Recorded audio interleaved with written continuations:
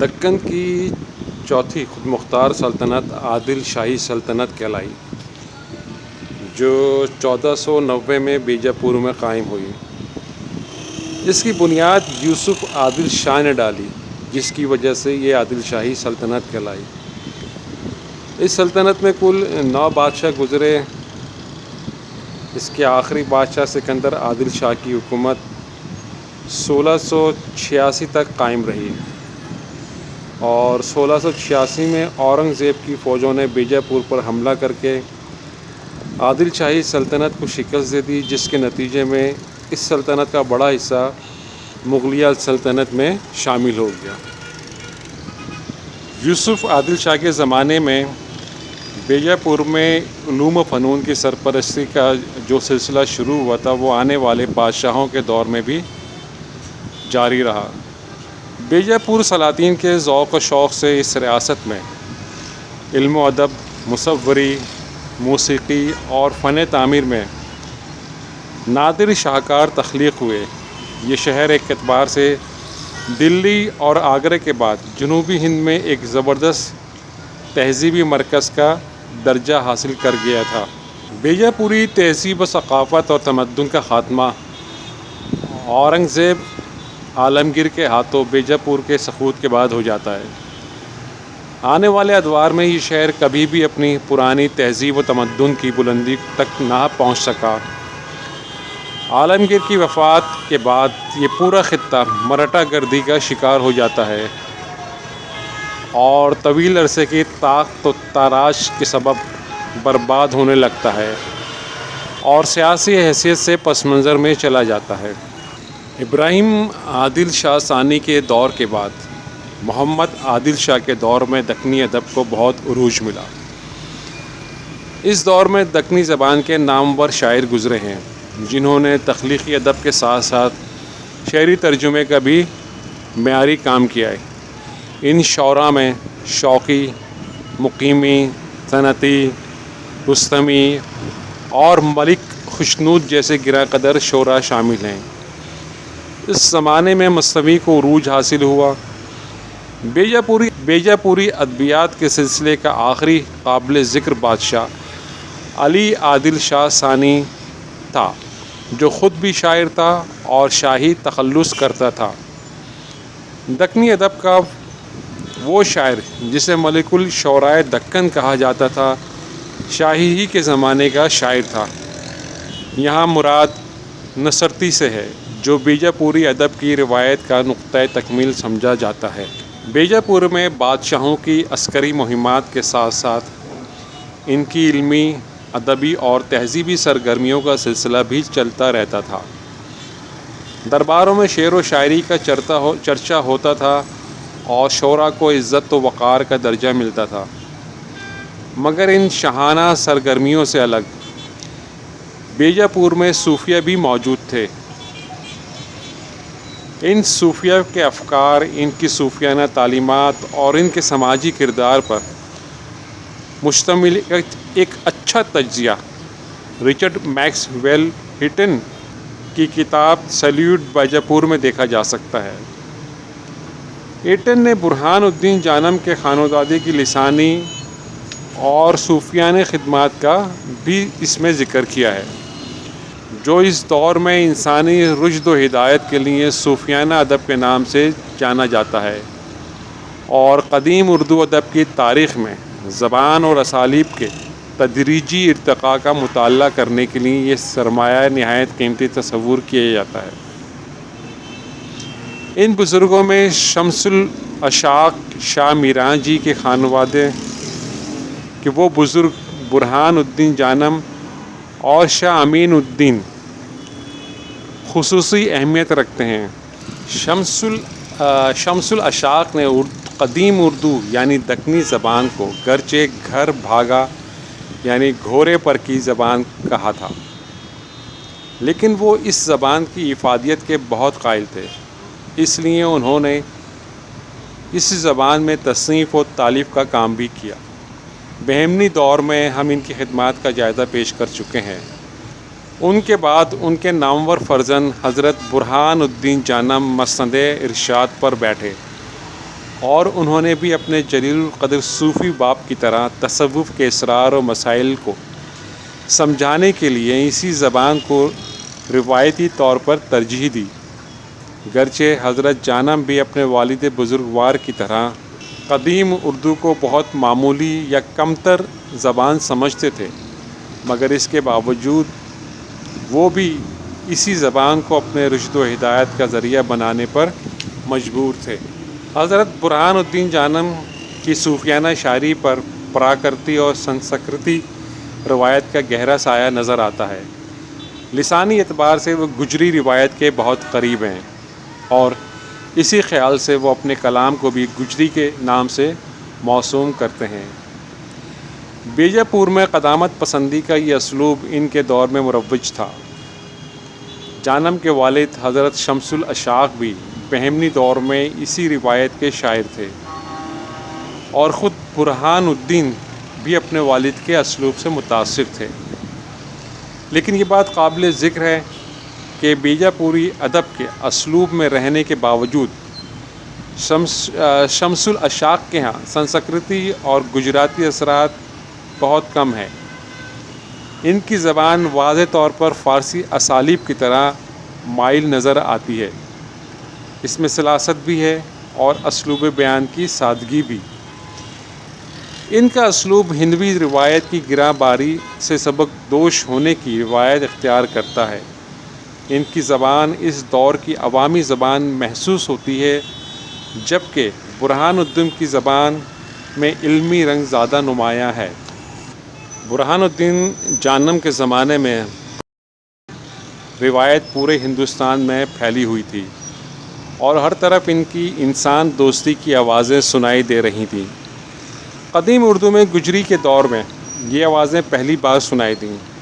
شیخ باجن، جیو گامدھنی اور شیخ خوب محمد چشتی کے کلام میں ان آوازوں کی بازگشت بار بار سنائی دیتی ہے، اور بعد ازاں وہی روایت دکن کا سفر طے کرتی ہے اور بیجاپوری صوفی شعراء کے کلام میں سنائی دینے لگتی ہے۔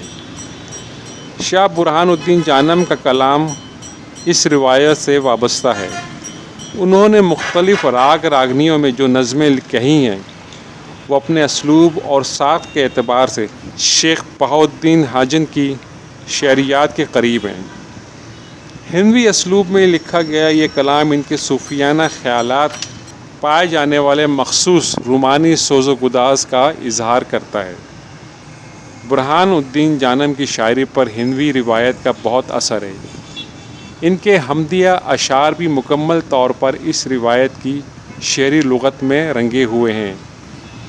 یہ صرف لسانی شعور ہی کا مسئلہ نہیں ہے، اس میں فکری سطح بھی برابر موجود ہے۔ بیجاپور میں فارسی شعر و ادب کا چرچا گولکنڈہ سے زیادہ رہا۔ بیجاپور میں ظہوری جیسے شاعر اور ادیب موجود تھے جو فارسی شعر و ادب کی دنیا میں بہت بڑا مقام رکھتے ہیں۔ شعراء و ادباء کے اس باوقار گروہ کی موجودگی نے بیجاپور میں فارسی ادب کی روایت کو فروغ دیا تھا، مگر فروغ کا یہ عمل شاید بہت محدود رہا۔ دکنی زبان پر اس کا کوئی خاص اثر مرتب نہ ہو سکا۔ بیجاپور کی لسانی روایت پر ہندوی اثرات کا جو غلبہ تھا وہ ان شعراء کی موجودگی میں بھی برقرار رہا۔ اس کی وجہ یہ تھی کہ بیجاپوری صوفیہ زبان کے ادبی اوصاف سے زیادہ زبان کے ابلاغ پر یقین رکھتے تھے۔ ان کا مقصد اپنی بات کو عام آدمی تک پہنچانا تھا، اس لیے وہ عام فہم زبان استعمال کرتے رہے۔ اس دور میں ان کی فارسی آمیز زبان ابلاغ کے دائرے کو سکیڑ سکتی تھی۔ بیجاپوری صوفیہ کی زبان فارسی اثرات کی صحبت سے مسلسل گریز کرتی رہی، جبکہ گولکنڈہ میں ظہوری جیسی شخصیت کی عدم موجودگی میں بھی فارسی کے شعری اسالیب آہستہ آہستہ سرایت کرتے رہے، اور گولکنڈہ کا اسلوب مقامی لغت اور ہندی کی گراں باری سے سبک ہوتا رہا۔ یہ بات قابل ذکر ہے کہ نثری اسلوب میں برہان الدین جانم کے ہاں فارسی اور ہندوی اسالیب کا امتزاج بھی پایا جاتا ہے۔ زبان کا لسانی ڈھانچہ دکنی ہی میں رہتا ہے، مگر فارسی لغت کے ملاپ سے یہاں ایک ایسا اسلوب ابھرتا ہے جو جانم کے شعری اسلوب کے مقابلے میں بالکل مختلف ہے۔ عادل شاہی دور کا دوسرا شاعر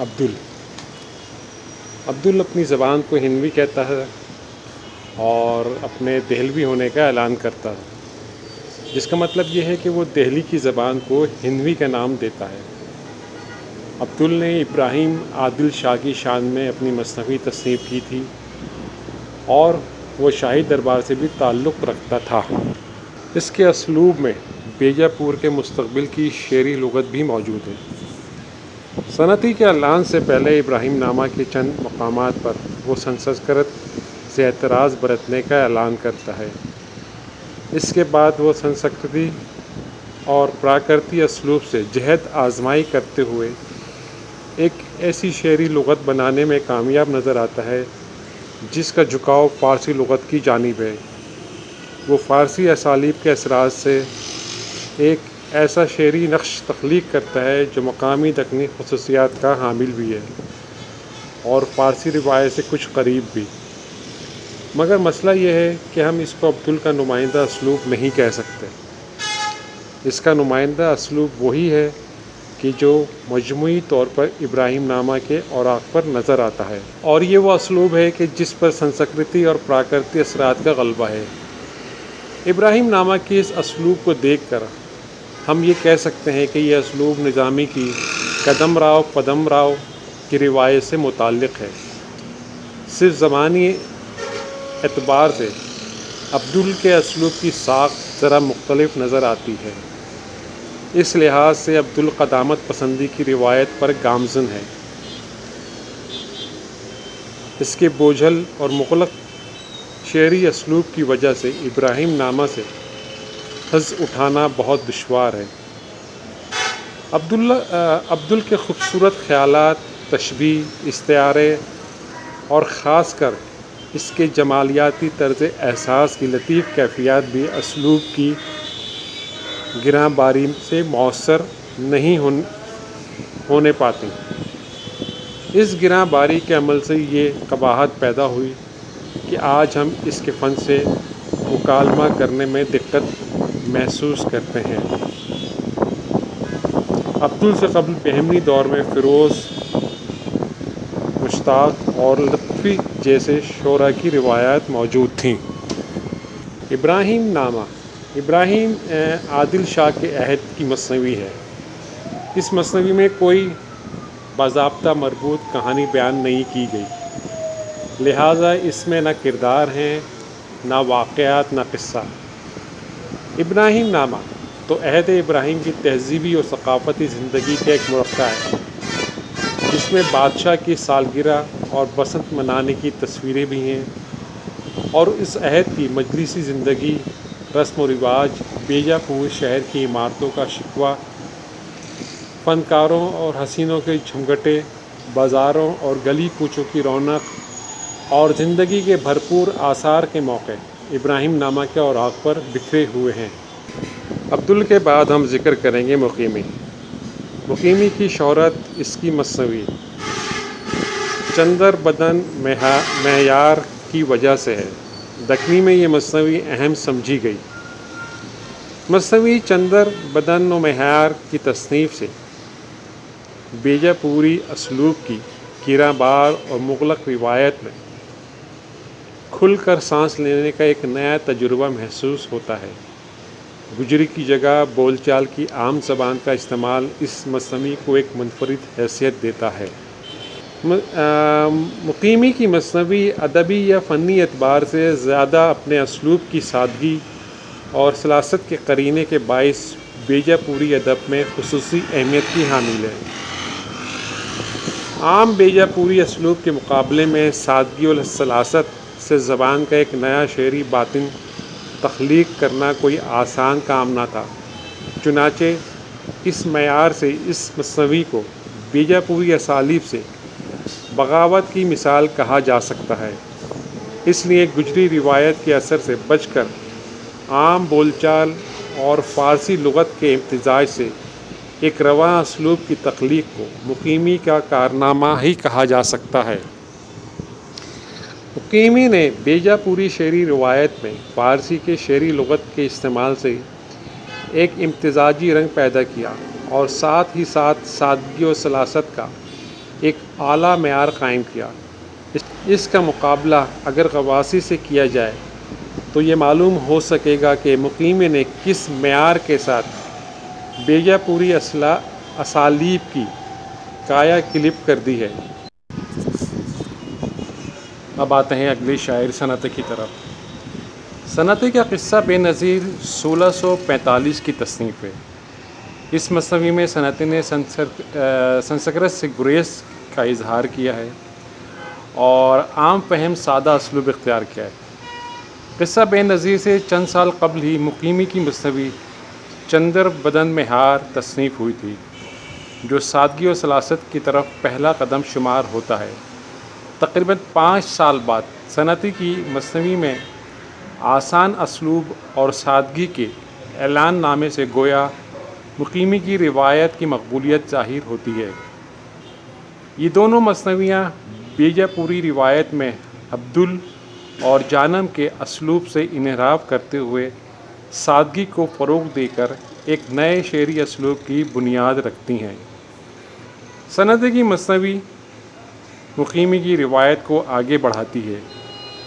مقیمی نے گجری روایت کا غلبہ دور کر کے فارسی کی شعری روایت کو استعمال کیا تھا۔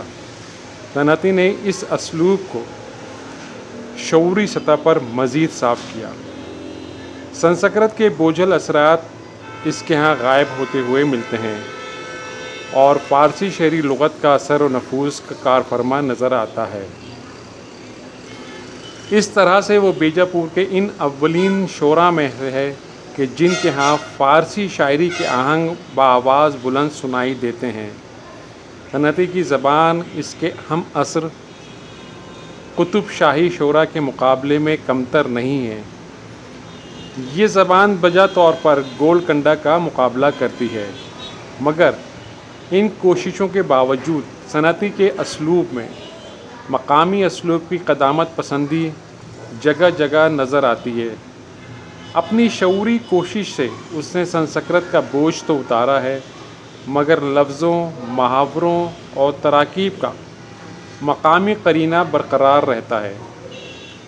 اگرچہ فارسی اثرات سے اس میں ایک تبدیلی ضرور ملتی ہے، لیکن وہ اپنے عہد کے لسانی شعور سے زیادہ آگے بڑھتا ہوا بھی محسوس نہیں ہوتا۔ کبھی کبھی یہ محسوس ہوتا ہے کہ مقیمی کا شعری اسلوب صنعتی کی نسبت مقامی قدامت پسندی سے زیادہ انحراف کرتا ہے۔ صنعتی نے گرچہ سنسکرت کے اثر کو تو کم کر دیا، لیکن زبان کی قدامت پسندی کا رجحان اس کا پیچھا کرتا ہے۔ صنعتی تمثال سازی کے فن میں ماہر معلوم ہوتا ہے۔ وہ جنگلوں، بیابانوں، صحراؤں، باغوں اور پہاڑوں کی تمثالیں مؤثر انداز میں بنا سکتا ہے۔ اس نے پریوں کے لشکر کی جنگ کا نقشہ فنی مہارت سے کھینچا ہے۔ یہ جنگ جنوں کے لشکر سے ہوتی ہے۔ جب وہ جنگلوں اور بیابانوں کی منظر کشی کرتا ہے تو بنجر، ویران، ریتیلی اور کھردری تمثالیں استعمال کر کے سنگلاخ مناظر ہمارے سامنے پیش کر دیتا ہے۔ اسی طرح جب وہ باغوں اور مرغاروں کا ذکر کرتا ہے تو تمثالوں کی شادابی، زرخیزی اور خوشبو سے شگفتہ منظر تخلیق کرتا ہے۔ اس اعتبار سے اس کا متخیلہ مقیمی کے مقابلے میں زیادہ زرخیز اور تخلیقی ہے۔ اب ذکر کرتے ہیں امین الدین اعلیٰ کا۔ شاہ امین الدین اعلیٰ ہوں یا شمس الاشاق، میرا جی ہوں یا برہان الدین جانم، ان مقتدر صوفیہ کی نگارشات کو لسانی معیارات کی شہادت اور جانچ پرکھ کے لیے یقیناً استعمال کیا جا سکتا ہے۔ خاص طور پر نثر کے میدان میں ان کی تحریریں لسانی اسالیب کے معیار کو دیکھنے کے لیے نہایت اہم ہیں۔ ہم یہ بھی دیکھتے ہیں کہ جانم اور ان کا عہد سنسکرت اور گجری ادب کے متعلق اسالیب اختیار کرنے میں دلچسپی رکھتا ہے۔ اس دور میں یہ زبان کا معیار ہوگا، مگر شاہ امین اعلیٰ کے دور تک آتے آتے نثری اسالیب کے معیار بدلتے ہیں۔ سلاست اور سادگی کا وہ عمل جو ایک طرف مقیمی اور صنعتی کے ہاں واقع ہوتا ہے، دوسری طرف شاہ امین کی نثر میں بھی اپنا اثر دکھاتا ہے۔ برہان الدین جانم کے مقابلے میں شاہ امین کی نثر کا رجحان سادگی اور سلاست کی طرف ہے۔ جانم کی نسبت وہ ابلاغ پر زیادہ یقین رکھتے ہیں، اسی لیے سنسکرت اور زبان کی قدامت پسندی کی روایت سے گریز کرتے ہیں اور اپنے مدعا یا مواد کو قاری تک پہنچانے کی پوری کوشش کرتے ہیں۔ امین الدین کثیر التصانیف بزرگ ہیں۔ انہوں نے نظم و نثر بیوقت بہت سی کتابیں لکھی ہیں۔ ان کی جن کتابوں کے حوالے ملتے ہیں ان کے نام یہ ہیں: گنج مخفیٰ، رسالہ وجودیہ، گفتار امین الدین، عشق نامہ، شرح کلمہ طیبہ وغیرہ۔ امین الدین اعلیٰ کی نثر ان کی شاعری کے مقابلے میں زیادہ اہم معلوم ہوتی ہے۔ بیجاپوری روایت کے شعری میدان میں مقیمی کی چندر بدن مہیار اور نثر میں اعلیٰ کی تصنیف کلمۃ الاسرار سے بیجاپوری ادب کی روایت میں نمایاں تبدیلی نظر آتی ہے۔ امین الدین نے سنسکرت اور ہندی کے اثرات کو زیر کرتے ہوئے فارسی اثرات سے اپنی نثر کا پیکر بنایا اور عوامی بول چال کی زبان کو استعمال کر کے اس کی ابلاغ کو وسیع تر بنیادوں پر کھڑا کر دیا۔ ہمیں اس نئے روپ کی تشکیل میں سیاسی طور پر مسلط ہونے والے مغل اثرات کو پیش نظر رکھنا چاہیے۔ شاہ جہاں اورنگزیب کے عہد حکومت کی تقریباً نصف صدی بیجاپوری روایت کو استوار کرنے میں صرف ہوئی۔ مغلوں کے بڑھتے ہوئے عسکری سیلاب نے نظام شاہی ریاست کو نابود کرتے ہوئے بیجاپور کو مکمل طور پر اپنی لپیٹ میں لے لیا تھا اور طویل فوجی مہمات نے بیجاپور کے لسانی پیکر کو بدلنے پر مجبور کر دیا تھا۔ امین الدین اعلیٰ نے صوفیانہ تعلیمات کے فروغ کے لیے تشریحاتی یا وضاحتی اسلوب کو اختیار کیا۔ کلمۃ الاسرار کے اسلوب میں روانی موجود ہے، جملے ٹوٹتے نہیں مربوط ہوتے جاتے ہیں۔ اب ہم بات کریں گے بیجاپور کے ایک اور شاعر حسن شوقی کی۔ دکن کے ادبی روایت میں شوقی ایک خانہ بدوش سیلانی شاعر تھا۔ شوقی ایک طویل عرصے تک نظام شاہی ریاست سے وابستہ رہا۔ احمد نگر کے قیام کے دوران ہی اس نے مثنوی فتح نامہ نظام شاہ 1564 عیسوی میں لکھی۔ اسی جگہ وہ جوانی سے بڑھاپے کی منزل میں پہنچا۔ شوقی ایک زبردست شعری نابغہ تھا۔ وہ اپنے عہد میں ماضی سے زیادہ حال اور حال سے زیادہ مستقبل کا شاعر تھا۔ وہ ان شعراء میں تھا جو اپنی انفرادیت کی تشکیل میں ماضی اور حال کی مقبول روایت سے وابستہ نہیں ہوتے کہ اس عمومی روایت میں جملہ شاعر مجموعی تجربے کا اشتراک کرتے ہیں اور اس سے ان کی انفرادیت کا رنگ قائم نہیں ہو سکتا۔ شوقی کا بڑا کمال یہ ہے کہ اس کے پاس ماضی و حال کی آگاہی موجود ہے اور یہ آگاہی اسے غزل اور مثنوی کی دنیا میں نئے تجربات کا رستہ دکھاتی ہے۔ اس کی غزل میں زمینی طرز احساس اس لیے موجود ہے کہ یہ طرز احساس اس دور کی ادبی روایت کا نہایت اہم حصہ تھا۔ وہ سرزمین دکن سے تعلق رکھتے ہوئے اپنی شعری لغت کو علاقائی لغت کے تابع ضرور رکھتا ہے، مگر قدامت پسندی سے محبت نہیں کرتا۔ وہ پہلا دکنی غزل گو شاعر ہے کہ جس نے دکنی غزل کو فارسی غزل کے طرز احساس سے آباد کیا۔ اس نے غزل میں مقامی رنگوں کے حسن اور مٹھاس کے ساتھ ساتھ فارسی غزل کی جمالیات سے دکنی غزل کو آراستہ کیا۔ چنانچہ اس کی غزل میں ایک طرف جہاں دکنی حسن کی سانولی رنگت ہے، وہاں وسط ایشیائی حسن کی صباحت بھی موجود ہے۔ اس کے ہاں غزل کی دیو مالا کے نقوش پہلی بار ایک روایت کے طور پر نظر آتے ہیں۔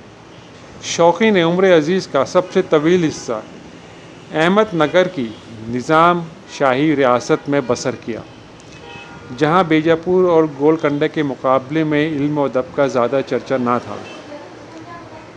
ان دو معروف ادبی مرکزوں سے دور رہتے ہوئے بھی شوقی نے اپنے لیے ایک جداگانہ اور منفرد شعری دنیا تخلیق کی، جو نہ صرف اس کی ادبی ذہانت بلکہ اس کی تخلیقی مہارت کا بھی ثبوت ہے۔ احمد نگر کی سرحدیں شمال مشرق میں برار اور گجرات سے ملتی تھیں۔ گجرات کے قربت سے اس پر گجری اسلوب کا اثر غالب ہونا چاہیے تھا، جبکہ ایسا نہیں ہے، اس لیے وہ قدامت پسندی کو ایک خاص حد تک ہی ساتھ لے کر چلتا ہے۔ حسن شوقی کی کل شعری کائنات جو ہمارے دور تک پہنچی ہے، وہ اس کی 2 مثنویوں فتح نامہ نظام شاہ اور میزبانی نامہ اور کل 30 غزلوں اور ایک نظم پر مشتمل ہے، جو اس کے دیوان میں شامل ہے۔ نصرتی بیجاپور کی بزم شاعری کے دور آخر سے تعلق رکھتا تھا، اور آج بھی بیجاپور کے نگینہ باغ کے ایک خاموش گوشے میں اس کی قبر موجود ہے۔ نصرتی کو دبستان بیجاپور کی شعری روایت کا حامل اور نقطۂ تکمیل سمجھنا چاہیے۔ اس نے ایک ایسے دور میں جنم لیا جب بیجاپور میں ادبی اور تہذیبی روایت کا معیار پختہ ہو چکا تھا، اور دبستان بیجاپور کے امکانات کی دنیا واضح ہو چکی تھی۔ نصرتی وہ شاعر ہے کہ جس نے شعری تجربات کی دنیا کو نہ صرف استحکام بخشا، بلکہ اسے نئے تجربات کی دولت سے مالا مال بھی کر دیا۔ اپنی ذات میں وہ ایک بڑا شاعر، ماضی اور حال اور مستقبل پر اس کی گہری نظر تھی۔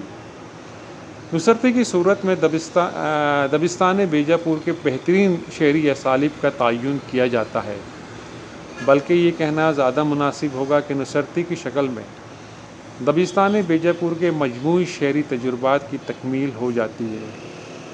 بڑا شاعر وہی ہے جو اپنے عہد کی آواز بن جاتا ہے، اور اس آواز میں اس کے عہد کا ادبی شعور بولتا ہے۔ علی عادل شاہ ثانی کے دور تک پہنچتے پہنچتے بیجاپوری دبستان نے جو روایت قائم کی تھی وہ نصرتی کی شکل میں ایک جا ہو جاتی ہیں۔ بیجاپوری دبستان میں ایک طرف تو داخلی طور پر اسلوب کے اندر تبدیلیوں کا عمل جاری تھا، اور زبان کے سماجی عمل کے مطابق اس کی بقا کے لیے ایسا ہونا بھی ضروری تھا، مگر تبدیلیوں کا یہ عمل بہت سست تھا۔ زبان اس عہد کے سب سے مؤثر شعری اسلوب یعنی فارسی کو سست روی سے اپنانے کی طرف مائل تھی۔ البتہ صوفیانہ ادب میں فارسی لغت کا استعمال ایک ضرورت کے تحت رائج ہو رہا تھا۔ بیجاپوری اسلوب میں خارجی طور پر تبدیلیوں کا سلسلہ مغلیہ ساکر کی بدولت ہو رہا تھا۔ یہ سلسلہ شاہ جہاں کے دور سے زیادہ مؤثر ہوا، کیونکہ مغل اساکر کے بکثرت حملوں نے اس سرزمین کو بری طرح متاثر کیا تھا۔ نصرتی کی شاعری کو تاریخ کے اس شعور کے حوالے سے ہی سمجھنا چاہیے، اور یہ بھی دیکھنا چاہیے کہ وہ اپنے عہد کی ادبی روایت کی تکمیل کس طور پر کرتا ہے، اور خود اپنے عہد کو کس طرح اپنی تخلیقی بصیرت عطا کرتا ہے۔ وہ کون سا کارنامہ ہے جو نصرتی کو نصرتی بناتا ہے، اور وہ کون سی خصوصیات ہیں کہ جن کی بدولت آج بھی وہ تاریخ ادب کے اوراق پر کھڑا ہمیں متاثر کر رہا ہے۔ نصرتی کے ادبی کارناموں میں سب سے پہلے ہمارا تعارف اس کی عشقیہ مثنوی گلشن عشق سے ہوتا ہے۔ یہ مثنوی 1658-59 میں مکمل ہوئی تھی۔ گلشن عشق کی کہانی اس عہد کی دیگر کہانیوں سے مختلف نہیں ہے۔ کہانی کے کردار، واقعات، حادثات، ارتقاء اور انجام مروجہ روایتی کہانیوں جیسا ہے۔ اس عہد کی تمام کہانیوں میں دیو مالائی اثرات کا تانا بانا یکساں طور پر نظر آتا ہے، اور کوئی بھی اچھی کہانی اس دیو مالائی تانے بانے کے بغیر مرتب نہ ہو سکتی تھی، کیونکہ اس عہد کی سائیکی دیو مالائی واقعات کے بغیر آگے بڑھنے کے لیے تیار نہ تھی۔ بیجاپوری دبستان کے اسلوب شعر پر عام طور سے قدامت پسندی کا گہرا اثر دکھایا جاتا ہے، اور یہ بات اپنے طور پر حقیقت پر مبنی بھی ہے۔ بیجاپوری شعراء کے ہاں اسلوب میں تبدیلیوں کا عمل بہت سست رہتا ہے۔ یہی وجہ ہے کہ فارسی کی شعری لغت بڑی سست روی سے بیجاپوری زبان میں سرایت کرتی رہی ہے۔ اس کی وجہ مقامی زبانوں سے محبت بھی ہے اور قربت بھی، اور ان کا غلبہ بھی۔ بیجاپوری دبستانی شاعری میں فارسی شعری روایت کے اثرات اگر ہوئے بھی تو وہ گول کنڈے کے توسط سے۔ داخلی طور پر بیجاپور کا اسلوب شدت سے مقامی رنگوں کی طرف مائل رہا۔ بیجاپوری دبستان میں نصرتی آخری بڑا شاعر ہے کہ جس نے اس مقامی اسلوب کی قدامت پسندی کی جگہ واضح طور پر فارسی شعری لغت کا استعمال کر کے زبان کے دبے دبے اسلوب کو ایک وسیع شعری فضا میں سانس لینے کا موقع دیا۔ فارسی کی شعری لغت اس کی شاعری کی داخلی بنت اور بالکل فطری طور پر کار فرما ملتی ہے۔ مقامی اور فارسی لغات کے امتزاج سے اس نے دکنی اسلوب کو نہ صرف وسعت دی بلکہ اسے اعلیٰ تخلیقی عمل کی شکل عطا کی۔ شاید بیجاپوری دبستان نے فارسی لغت کو وسعت دینے میں کچھ جھجک دی۔ نصرتی کی دلیرانہ تخلیقی کاوشوں کے سبب یہ جھجک بھی جاتی رہی۔ نصرتی کے یہاں مقامی شعری اسلوب اور فارسی لغت کی آخری امتزاجی شکلیں دیکھنے کے لیے گلشن عشق دیکھیے، جہاں دونوں اسالیب کا استعمال ایک فطری تخلیقی بہاؤ کی شکل میں ملتا ہے۔ اس میں مقامی شعری روایت بھی ہے اور اسلوب کی ایک نئی روایت کی شہادت بھی ملتی ہے، اور یہی شعری روایت نصرتی کے بعد دکنی شعراء میں مزید تبدیلیوں کے عمل سے گزرتی ہے۔ بیجاپور کے دیگر شعراء میں ملک خشنود، کمال خان رستمی، شاہی، ہاشمی اور بحری کے نام بھی قابل ذکر ہیں۔ یہ سارے شاعر بیجاپور کی شعری روایت کو فروغ دینے میں برابر مصروف تھے۔ ان کی تخلیقات سے اس سرزمین کے ادب کو مزید پھلنے پھولنے کا موقع ملا۔ ان میں سے ہر شاعر ایک جداگانہ خصوصیات کا حامل تھا۔ ملک خشنود اور رستمی کو ان کے شعری ترجمے کی وجہ سے شہرت نصیب ہوئی۔ ان دونوں شاعروں کے دکنی زبان میں ترجمے سے زبان مزید مالا مال ہوئی تھی۔ ملک خشنود گولکنڈہ کا تربیتی یافتہ غلام تھا۔ بیجاپور کے سلطان محمد عادل شاہ کی شادی جب گولکنڈہ کی شہزادی خدیجہ سلطان سے ہوئی تو وہ شہزادی کے جہیز میں بیجاپور بھیجا گیا تھا۔ بعد میں اپنی خودداد صلاحیتوں کی بنا پر وہ محمد عادل شاہ اور خدیجہ سلطان کا منظور نظر ہو گیا تھا۔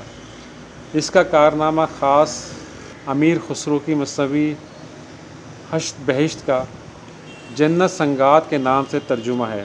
یہ ترجمہ محمد عادل شاہ کے حکم پر کیا گیا تھا۔ جنت سنگات کا ترجمہ 1646 میں مکمل ہوا تھا۔ یہ وہ زمانہ ہے جب بیجاپوری اسلوب کے اندر داخلی طور پر تبدیلی واقع ہو رہی تھی اور خارجی طور پر یہاں مغلوں کی تہذیب و ثقافت اور فارسی زبان کے اثرات تیزی سے پھیل رہے تھے۔ ملک خشنود کے ترجمے میں یہ تبدیلی واضح طور پر دیکھی جا سکتی ہے۔ اب بیجاپور کا اسلوب سنسکرت اور مقامی وجود سے بلند ہو کر فارسی کی شعری لغت کا تجربہ کر رہا تھا۔ خشنود کا یہ اسلوب سادگی، سلاست اور روانی کی طرف سفر کرنے لگا۔ بیجاپور کے روایتی اسلوب کو لے کر جنت سنگات کا اسلوب نسبتاً نکھرتا ہوا نظر آتا ہے۔ اسی دور کا ایک اور شاعر کمال خان رستمی ہے، جسے اردو کی سب سے طویل رزمیہ مثنوی ترجمہ کرنے کا اعزاز حاصل ہے۔ اس کی مثنوی خاور نامہ ابن حسام کے خاور نامے کا دکنی ترجمہ ہے۔ مثنوی جنت سنگات اور رستمی کے خاور نامے کے اسلوب میں مماثلت ملتی ہے۔ دونوں شاعر اپنے عہد کے حوالے سے سادگی کی طرف مائل ہو رہے تھے۔ فارسی زبان کے اثرات سے ان کے ترجمے دلکش ہو رہے تھے۔ خاور نامہ ایک طویل مثنوی ہے۔ رستمی نے اس مثنوی میں قدرت کلام اور شعری لغت کے ذخیرے کا بھرپور اظہار کیا ہے۔ اس کا سب سے بڑا کمال بہت طویل مثنوی کا ترجمہ ہی نہیں، بلکہ اس کا ایک کمال یہ بھی ہے کہ اس کے ترجمے نے بیجاپوری اسلوب کو ایک آسان اور سلیس اسلوب کا راستہ دکھایا، اور ترجمے کا اتنا بڑا کام کر کے یہ ثابت کیا کہ یہ نیا اسلوب نئے دور کی ادبی رہبری کا فریضہ سر انجام دے سکتا ہے۔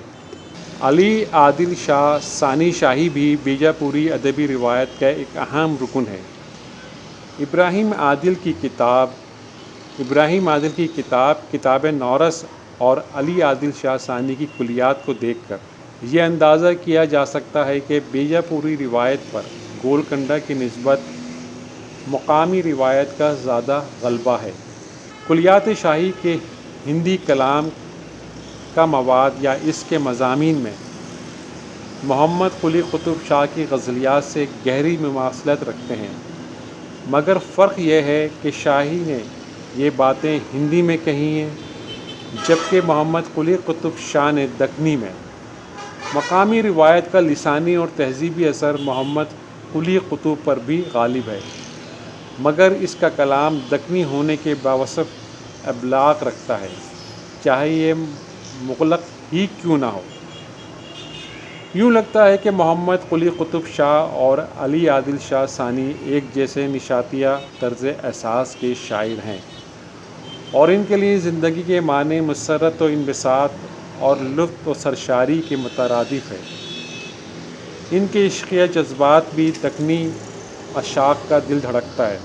اس میں تکلف، ناز و ادا اور اعلیٰ ترین نفاستوں کے ذکر کی جگہ ہندی مرد اور ہندی عورت کی جوانی اور چاہت کا جذبہ نظر آتا ہے۔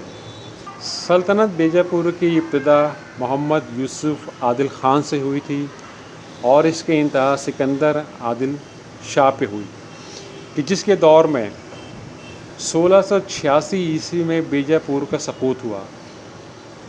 بیجاپور کے سقوط سے 12 سال پیشتر نصرتی 1674 میں وفات پاتا ہے، اور اس کے ساتھ ہی دبستان بیجاپور کا ادبی سقوط واقع ہو جاتا ہے۔ ابراہیم عادل شاہ ثانی کے عہد سے بننے والی ادبی روایت کہ جس کا آغاز ابراہیم نامہ عبدل سے 1630 عیسوی میں ہوا تھا، اب تکمیل کی منزلیں طے کر کے نصرتی کی شکل میں اپنا آخری شاہکار بناتی ہے، اور اس کے ساتھ ہی 1674 عیسوی میں اختتام پذیر بھی ہو جاتی ہے۔ بیجاپور کا سیاسی ڈراپ سین اورنگزیب کے ہاتھوں 1686 عیسوی میں ہوتا ہے، اور ادبی ڈراپ سین نصرتی کی موت سے 1674 میں واقع ہو جاتا ہے۔ بیجاپور کا سیاسی اور ادبی سقوط تقریباً ساتھ ساتھ ہی ظہور پذیر ہوتا ہے، اور اس کے ساتھ ہی بیجاپوری دبستان کا خاتمہ عمل میں آ جاتا ہے۔